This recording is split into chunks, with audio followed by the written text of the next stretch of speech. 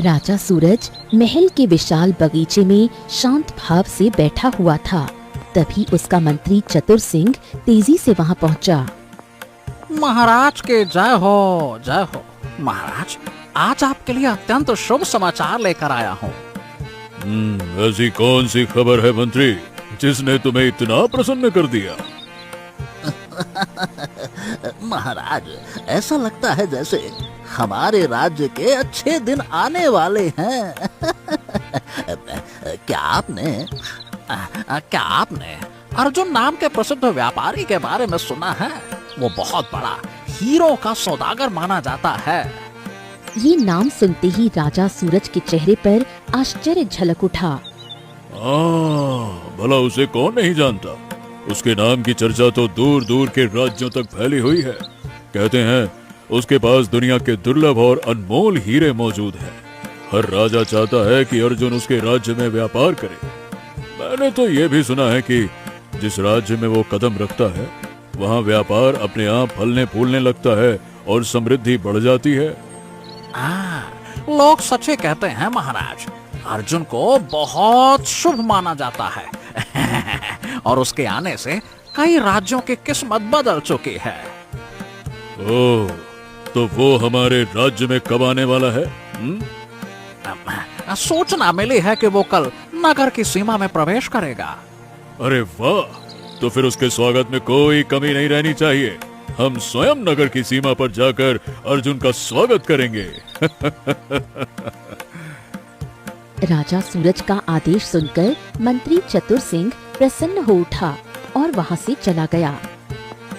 कुछ देर बाद राजा सूरज भी अपने कक्ष की ओर बढ़ गया। राजा सूरज जैसे ही अपने कक्ष में पहुंचा, उसकी पत्नी सौम्या ने उसके चेहरे की चमक देखकर मुस्कुराते हुए उसकी ओर देखा। क्या बात है महाराज, आज आपके चेहरे पर अलग ही खुशी दिखाई दे रही है। लगता है कोई विशेष समाचार मिला है। अगर तुम बात सुनोगी तो तुम भी चौंक जाओगी। वही प्रसिद्ध व्यापारी अर्जुन हमारे राज्य में आने वाला है। हमने मंत्री को आदेश दे दिया है कि हम स्वयं नगर की सीमा पर जाकर उसका स्वागत करेंगे। मैंने भी उसके बारे में बहुत कुछ सुना है। कहते हैं उसके पास हर प्रकार के दुर्लभ हीरे होते हैं। क्या पता आपके ताज से जो अनमोल हीरा चोरी हुआ था, वैसा ही कोई हीरा उसके पास मिल जाए। सौम्या की बात सुनते ही राजा सूरज के चेहरे की मुस्कान एक पल के लिए गायब हो गई। उसकी आंखों में पुरानी पीड़ा उभर आई। तुमने हमें फिर से उसी नाकामी की याद दिला दी। आज तक हम उन चोरों को पकड़ नहीं पाए जिन्होंने हमारे महल में घुसकर हमारे ताज का सबसे अनमोल हीरा चुरा लिया। जब भी उस अधूरे ताज को देखते हैं, हमें अपनी असफलता याद आ जाती है। अब उन पुरानी बातों को भूल जाइए महाराज। हो सकता है भाग्य ने अर्जुन को किसी कारण से हमारे राज्य भेजा हो। क्या पता वही आपके ताज की खोई चमक वापस ले आए। सौम्या की बात सुनकर राजा सूरज के चेहरे पर फिर हल्की मुस्कान लौट आई। वो धीरे धीरे अपने कक्ष से बाहर निकल गया। महल के लंबे गलियारों में चलते हुए राजा सूरज गहरी सोच में डूब गया। उसके मन में बार बार उसी अनमोल हीरे का विचार आ रहा था जो वर्षों पहले उसके ताज से चोरी हो गया था। लेकिन इस बार उसके भीतर एक अजीब सी उम्मीद भी जाग चुकी थी। शायद अर्जुन का आगमन केवल व्यापार के लिए नहीं, बल्कि किसी पुराने रहस्य को उजागर करने के लिए होने वाला था। अगली सुबह राजा सूरज अपने सैनिकों, मंत्री चतुर सिंह और रानी सौम्या के साथ नगर की सीमा पर पहुंचा। सभी की नजरें उसी रास्ते पर टिकी थीं, जहां से प्रसिद्ध व्यापारी अर्जुन आने वाला था। कुछ समय बाद दूर से दो घोड़े आते दिखाई दिए।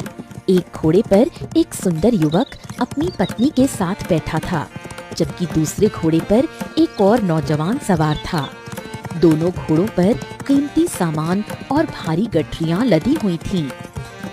जिस युवक के साथ वो सुंदर स्त्री बैठी है ना, हमें लगता है वही अर्जुन होगा। सुना है वो अपने हर व्यापारिक सफर में अपनी पत्नी को साथ लेकर चलता है। कुछ ही क्षणों में दोनों घोड़े राजा सूरज के सामने आकर रुक गए। वो सुंदर युवक मुस्कुराते हुए नीचे उतरा और आदर पूर्वक हाथ जोड़कर खड़ा हो गया।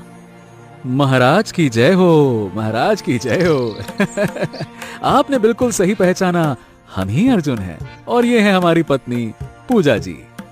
तभी दूसरे घोड़े से उतरा नौजवान भी आगे आया और विनम्र स्वर में बोला, और महाराज, मेरा नाम चंदन है। मैं अर्जुन का मित्र भी हूँ और व्यापार में उसका साझेदार भी हूँ। महाराज की जय हो। हम दोनों साथ में मिलकर काम करते हैं महाराज। वाह, क्या बात है। तुम्हारे स्वागत के लिए हम स्वयं यहाँ आए हैं। तुम हमारे राज्य के सम्मानित अतिथि हो। तुम किसी सराय में नहीं बल्कि हमारे महल में ठहरोगे। चलो आओ आओ आओ आओ।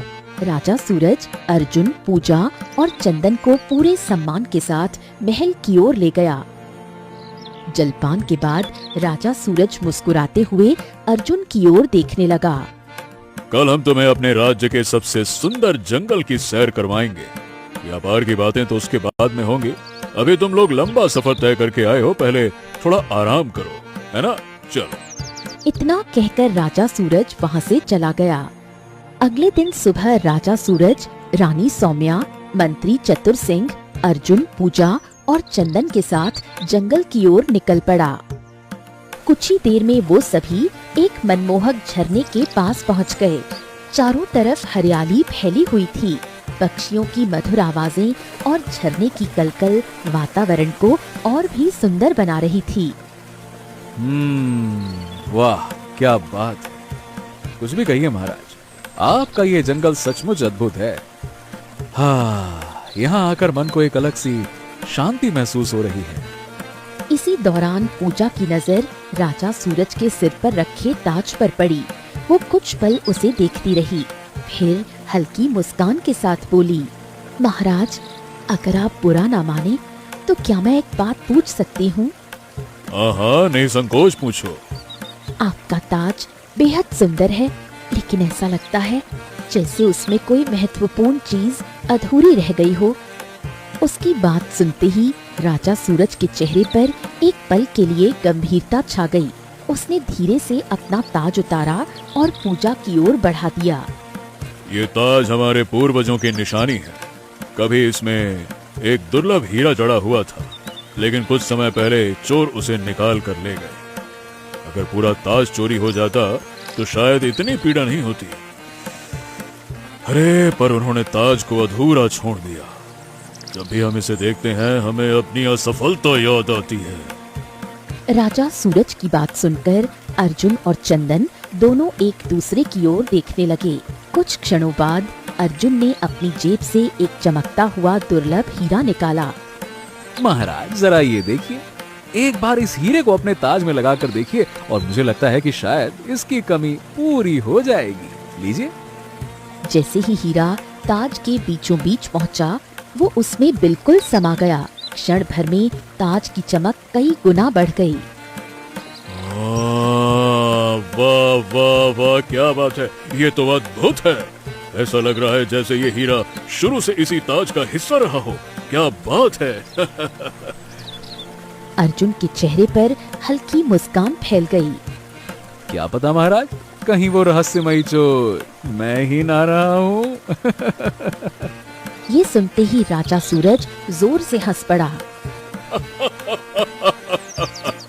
अरे नहीं नहीं, तुम जैसे सम्मानित व्यापारी पर चोरी का शक करना भी ये तो बड़ी अजीब बात है।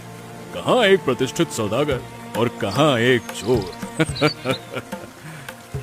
कुछ देर बाद राजा सूरज का चेहरा गंभीर हो गया। वो अर्जुन की ओर ध्यान से देखते हुए बोला, पर सच कहूँ तो तुम्हें यहाँ बुलाने के पीछे एक और कारण भी था। हम हमेशा से जानना चाहते थे कि आखिर तुम इतने बड़े व्यापारी बने कैसे। आज तुम्हारा नाम हर राज्य में प्रसिद्ध है, कैसे? ये प्रश्न सुनते ही अर्जुन कुछ देर के लिए शांत हो गया। पूजा और चंदन दोनों उसकी ओर देखने लगे।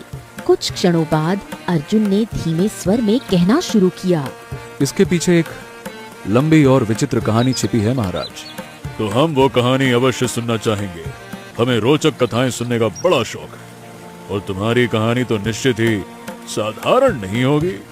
हाँ, अगर कोई और पूछता तो शायद मैं कभी नहीं बताता, लेकिन आप हमारे मेजबान हैं।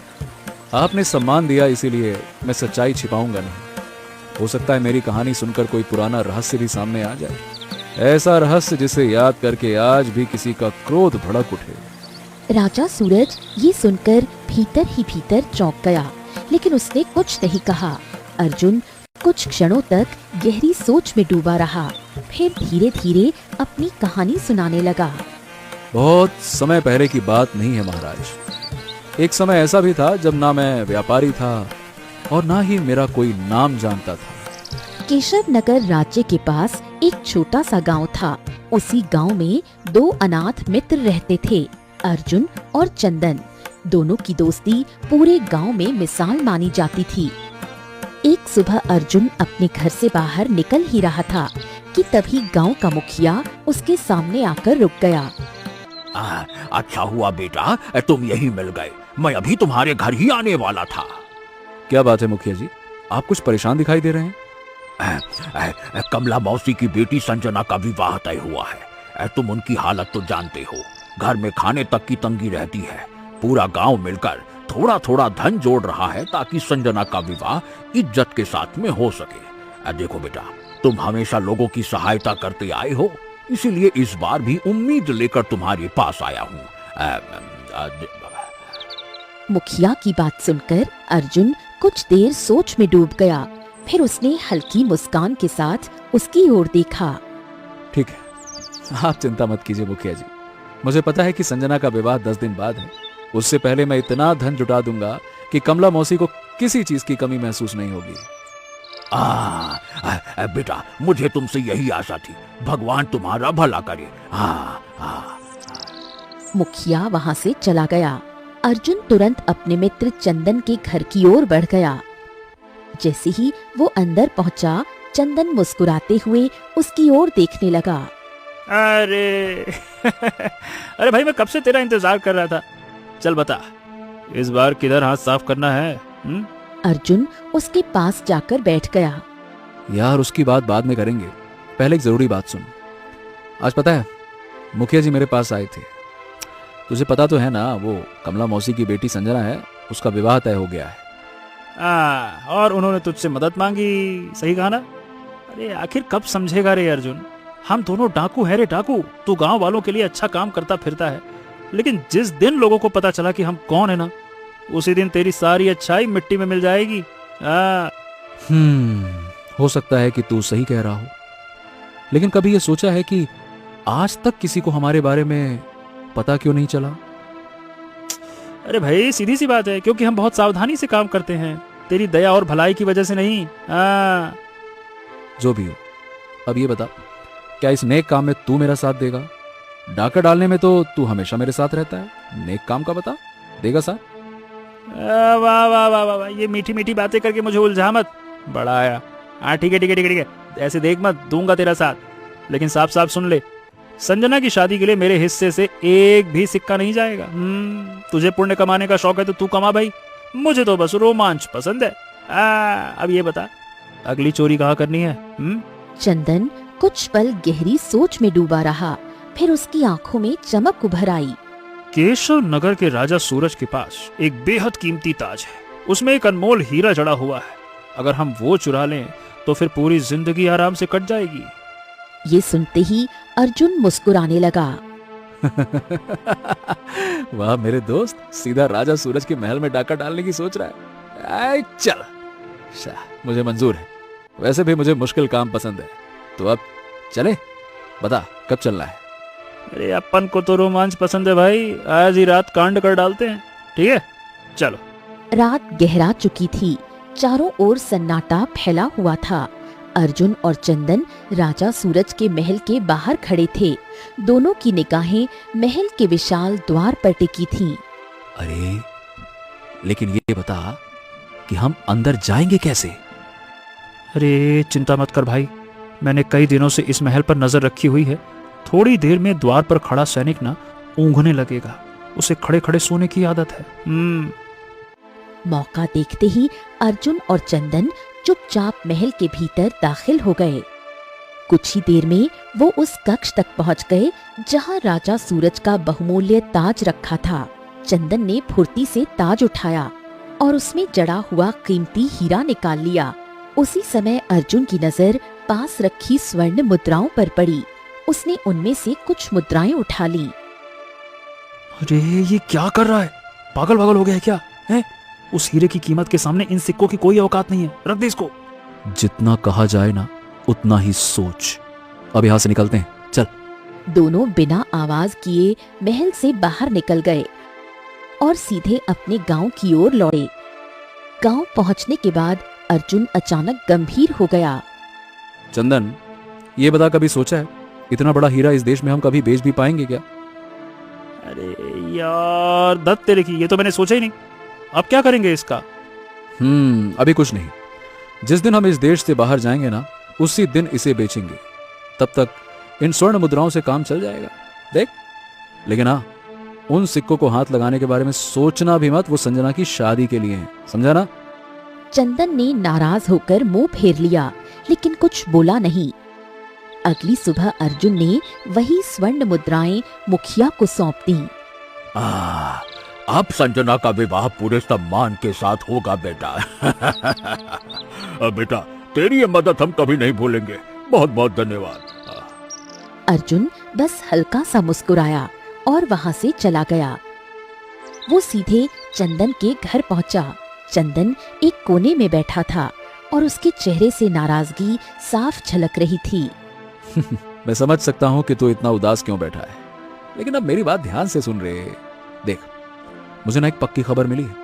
केशव नगर में एक बहुत पुराना घर है जो किसी हवेली जैसा दिखाई देता है। उस घर में सिर्फ एक बूढ़ी औरत रहती है और वो बहुत अमीर परिवार से। सुना है उसके पास ढेर सारा खजाना छिपा हुआ है और उसका कोई वारिस भी नहीं है। रात ढलते ही अर्जुन और चंदन चुपचाप केशव नगर की ओर निकल पड़े। कुछ समय बाद वो उस पुराने हवेली जैसे घर के सामने खड़े थे। चारों तरफ गहरा सन्नाटा फैला हुआ था। आसपास ऐसा लग रहा था मानो वर्षों से वहाँ कोई हलचल न हुई हो, और धीरे धीरे भीतर दाखिल हो गए। लगता है तो बिल्कुल सही खबर लेकर आया है। क्या बात है, यहाँ तो बिल्कुल सन्नाटा पसरा है भाई। और नहीं तो क्या, तू दूसरे कमरे में देख, मैं इधर तलाश करता हूँ। इतना बड़ा घर है, कहीं ना कहीं खजाना जरूर मिलेगा। चल जल्दी कर। दोनों अलग अलग दिशाओं में बढ़ गए। हवेली के हर कमरे में धूल जमी हुई थी। अर्जुन धीरे धीरे एक पुराने कमरे तक पहुंचा। उस कमरे में एक बेहद बूढ़ी औरत बिस्तर पर लेटी हुई थी। उसकी सांसें बहुत धीमी चल रही थीं। अर्जुन को देखते ही वो घबरा गई। तुम क्या चोर हो? अगर मेरे घर से कुछ ले जाने आए हो तो पहले मेरी एक बात सुन लो। वो कुछ कहने ही वाली थी कि तभी दूर से चंदन की आवाज सुनाई दी। अर्जुन, जल्दी से आ, मुझे खजाना मिल गया है। अब सब कुछ इसी कमरे में रखा है, जल्दी आ। चंदन की आवाज सुनते ही अर्जुन ने तुरंत उस कमरे की ओर दौड़ पड़ा। कमरे के एक कोने में ढेर सारी स्वर्ण मुद्राएं चमक रही थीं। देख देख तो सही, देख देख देख देख देख। इतना धन तो शायद हमने सपने में भी नहीं देखा होगा। अगर ये सब हमारा हो गया तो जिंदगी भर आराम रहेगा। जल्दी कर, सब समेट लेते हैं। चल चल चल चल। दोनों ने जल्दी जल्दी स्वर्ण मुद्राएं अपनी झोली में भर ली और बिना देर किए वहां से निकल गए। कुछ ही देर में वो वापस अपने गांव पहुंच गए। चंदन चैन की नींद सो गया, लेकिन अर्जुन की आंखों से नींद गायब थी। वो सारी रात बेचैनी में बैठा रहा। सुबह जब चंदन उठा तो उसने देखा कि अर्जुन चुपचाप बैठा हुआ था और उसका चेहरा बुझा बुझा लग रहा था। क्या हुआ? अबे जब से लौटे हैं तब से उदास बैठा है। इतना बड़ा खजाना हाथ लगा है, खुश होने की जगह ऐसे मुंह लटका के क्यों बैठा है भाई? हाँ, जब मैं हवेली के कमरे देख रहा था ना, वहां एक बूढ़ी औरत मिली थी। वो बहुत बीमार थी रे। अरे फिर उससे हमें क्या मतलब? मरने देना उसको। नहीं चंदन, उसने जाते जाते एक बात कही थी। वही बात बार बार मेरे कानों में गूंज रही है। अरे ऐसा क्या कह दिया उसने? उसने कहा था, अगर तुम चोरी करने आए हो तो मत करो। ये सब मेरी बेटी की अमानत है, वो एक दिन जरूर लौटेगी। ये सुनते ही चंदन कुछ पल के लिए चुप हो गया। तो क्या सोच रहा है तू? मैं जानता हूं कि हम डाकू हैं, लेकिन शायद मेरे अंदर की इंसानियत अभी मरी नहीं है। इस बार हमने जो लिया है वो किसी की अमानत है। मैं आज रात सब कुछ वापस रखाऊंगा। अर्जुन की बात सुनते ही चंदन का चेहरा गुस्से से भर गया। अरे तू सच में पागल हो गया है क्या? दिमाग खराब कर रहा है, फालतू की बातें कर रहा है। नहीं तो डाकू होकर तू यहाँ पे राजा वाले काम कर रहा है। अरे आज तक जितने घरों में हमने डाके डाले हैं, क्या वो सब किसी की अमानत नहीं थे? वो सब किसी के बच्चों के लिए नहीं थे? गजब बातें करता है तू। हो सकता है, लेकिन इस बार मुझे अंदर से गलत महसूस हो रहा है भाई। अगर तू पकड़ा गया तो हमारी सारी सच्चाई अच्छाई सब बाहर आ जाएगी भाई। हाँ, लोग डंडे मारेंगे तो क्या बोलूं, तुझे समझ नहीं आता है। अब तक की सारी डकैतियां सामने आ जाएंगी, समझ भाई समझ। अर्जुन कुछ क्षण चुप रहा। उसकी आंखों में डर नहीं बल्कि दृढ़ निश्चय दिखाई दे रहा था। मुझे इसकी कोई परवाह नहीं है। ये सुनते ही चंदन क्रोध से भर उठा। ठीक है ठीक है ठीक है ठीक है, आज तक मैंने तेरी हर बात मानी, लेकिन इस बार नहीं मानूंगा। अरे ये तो मूसर में सर देने जैसा हो गया। अगर तुझे इंसानियत का पुजारी बनना है तो अपने हिस्से का धन वापस करके आ, लेकिन मेरे हिस्से की एक भी मुद्रा वापस नहीं जाएगी, सीधी बात है। अर्जुन ने शांत नजरों से चंदन की ओर देखा। मुझे तेरी ये शर्त मंजूर है। शाम ढलते ही अर्जुन अपने हिस्से की स्वर्ण मुद्राएं लेकर अकेला उस हवेली की ओर निकल पड़ा। लेकिन जैसे ही वो हवेली के पास पहुंचा, उसने देखा कि बाहर बहुत भीड़ जमा थी। लोग आपस में धीमी आवाज में बातें कर रहे थे। अर्जुन धीरे धीरे भीड़ के पास गया और एक आदमी से पूछा, भाई साहब, यहाँ क्या हुआ? इतनी भीड़ क्यों लगी है? अरे लगता है तुम बाहर थे भाई। इस घर में रहने वाली बूढ़ी औरत आज रात गुजर गई। उसका पति पहले ही मर चुका था। उसकी बेटी एक गरीब किसान के साथ घर छोड़कर चली गई थी और फिर कभी वापस नहीं आई। अब क्या बताए, उसका कोई अपना भी नहीं बचा है अब। ये सुनते ही अर्जुन का दिल बैठ गया। उसकी आंखें नम हो गईं। उसे ऐसा लगने लगा मानो उस बूढ़ी औरत की मौत का जिम्मेदार वही हो। कुछ क्षण बाद उसने भारी आवाज में कहा, मैं उसका दूर का रिश्तेदार हूँ। वो आदमी ये सुनकर थोड़ा संतुष्ट हुआ।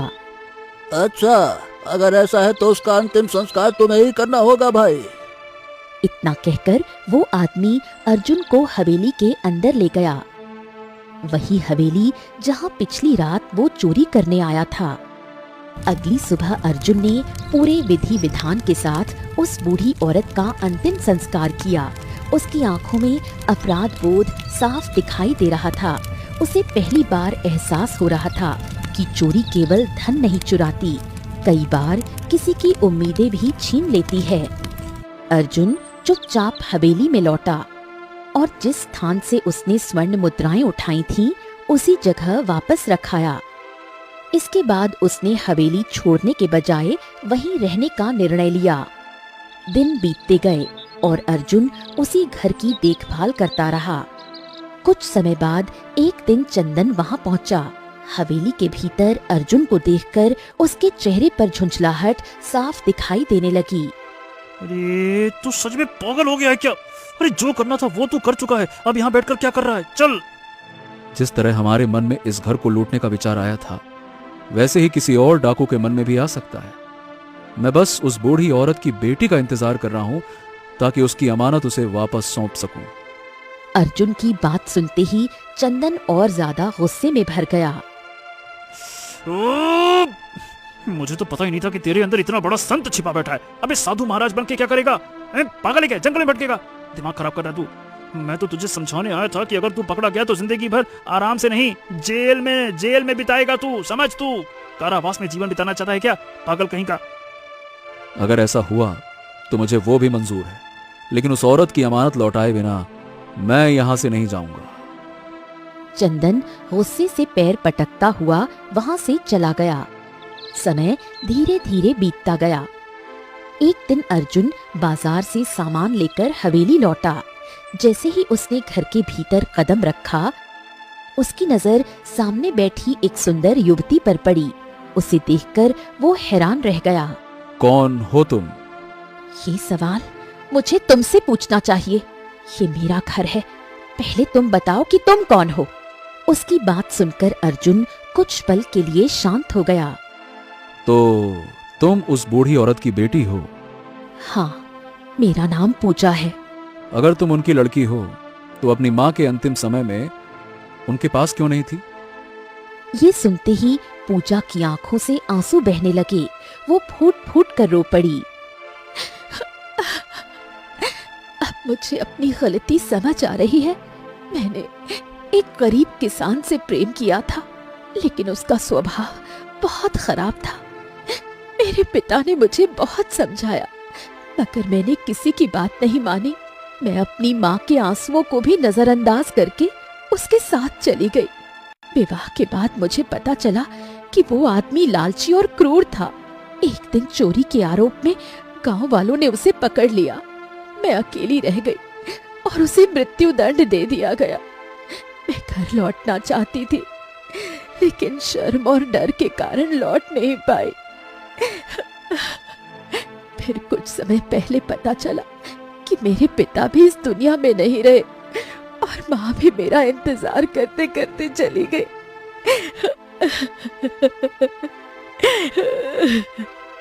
पूजा रोती रही। उसकी हालत देखकर अर्जुन की आंखें भी नम हो गईं।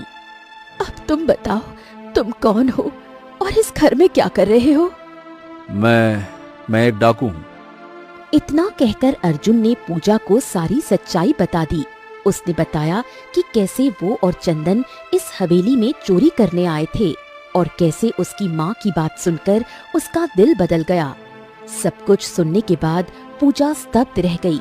कुछ देर बाद उसने भारी आवाज में कहा, सच कहूं तो तुम डाकू होकर भी इंसानियत नहीं भूले, लेकिन मैं अपनी माँ का दर्द भी नहीं समझ पाई। मैंने अपने हिस्से की स्वर्ण मुद्राएं उसी कमरे में वापस रख दी हैं जहां तुम्हारी माँ उन्हें रखती थी। काश मेरा दोस्त भी मान जाता तो उसका हिस्सा भी मैं लौटा देता। इतना कहकर अर्जुन वहां से जाने के लिए मुड़ा। अब मेरा काम पूरा हो चुका है, मुझे चलना चाहिए। मुझे अकेला छोड़कर मत जाओ। उसकी आवाज में इतना दर्द था कि अर्जुन का दिल पिघल गया। वो वहीं रुक गया। समय के साथ दोनों एक दूसरे के करीब आने लगे। कुछ समय बाद अर्जुन ने पूजा की इच्छा से उससे विवाह कर लिया। विवाह के बाद एक दिन पूजा ने अर्जुन की ओर देखकर कहा, तुमने अब तक गलत रास्ते पर जीवन बिताया है, लेकिन अब मैं चाहती हूँ कि तुम एक सम्मानित व्यापारी बनो। मेरे पास जो कुछ भी है वो अब सब तुम्हारा है। पूजा की बात सुनकर अर्जुन ने उसी दिन से अपना जीवन बदलने का निश्चय कर लिया। उसने सारा धन व्यापार में लगाना शुरू कर दिया। धीरे धीरे उसका व्यापार बढ़ता गया और कुछ ही वर्षों में उसका नाम दूर दूर तक फैल गया। कुछ समय बाद चंदन अर्जुन से मिलने पहुंचा। चारों ओर फैली समृद्धि और वैभव देखकर उसकी आंखें हैरानी से फैल गईं। अरे तूने तो डकैती छोड़ दी थी, फिर इतनी दौलत कहाँ से आ गई? ये सब मेहनत और व्यापार की कमाई है दोस्त, किसी डकैती का हिस्सा नहीं है। अब समझ आया कि मेहनत से कमाया हुआ धन चोरी से कहीं ज्यादा सुकून देता है। अर्जुन की बातें सुनकर चंदन की आंखों में पछतावा उभर आया। हाँ, मुझे माफ कर दे मेरे दोस्त, मैं गलत था। माफी मुझसे नहीं, पूजा से मांग। चंदन धीरे से पूजा की ओर मुड़ा। भाभी, अगर हो सके तो मुझे माफ कर दीजिए। अब मैं भी अपना जीवन बदलना चाहता हूँ। अगर इंसान अपनी गलती समय रहते सुधार ले तो वही उसकी सबसे बड़ी अच्छाई बन जाती है। अर्जुन के साथ व्यापार में लग गया। धीरे धीरे तीनों का नाम पूरे देश में सम्मान के साथ लिया जाने लगा। अर्जुन की पूरी कहानी सुनकर राजा सूरज कुछ क्षणों तक शांत खड़ा रहा। उसकी आंखों में आश्चर्य साफ दिखाई दे रहा था। वाह वाह, क्या बात है, तुम्हारी कहानी सचमुच अद्भुत है। मैंने ऐसी विचित्र कथा पहले कभी नहीं सुनी। तभी अर्जुन आगे बढ़ा और गंभीर स्वर में बोला, और महाराज, आपके ताज से चोरी हुआ हीरा जो था उसका चोर मैं ही था। ये सुनते ही राजा सूरज स्तब्ध रह गया। तभी चंदन भी आगे आ गया। और महाराज, जो हीरा अर्जुन ने आपको लौटाया वो आपकी ही अमानत थी। पूजा चुपचाप पीछे खड़ी सब सुन रही थी। राजा सूरज कुछ देर तक तीनों को देखता रहा, फिर उसके चेहरे पर मुस्कान उभर आई। ओह, तुम लोगों की कहानी सचमुच में अद्भुत है। कैसे दो डाकू इंसानियत की राह पर चल पड़े और फिर सम्मानित इंसान बन गए। महाराज, हमें अपना अपराध स्वीकार है। आप जो दंड देना चाहें हमें स्वीकार है। तुम दंड के नहीं, सम्मान के योग्य हो। जिस इंसान में अपनी गलतियां सुधारने का साहस हो वही असली महानता रखता है। तुम्हारा अतीत अब मेरे दिल तक ही सीमित रहेगा, चिंता मत करो। हम कभी भी किसी को नहीं बताएंगे कि तुम पहले कौन थे। राजा सूरज की बातें सुनकर अर्जुन, चंदन और पूजा की आंखों में खुशी चमक उठी। तीनों मुस्कुरा दिए। इंसान चाहे कितनी भी अंधेरी राह पर क्यों ना चल पड़ा हो, अगर वो सही दिशा चुन ले तो एक दिन उसे उजाला जरूर मिल जाता है।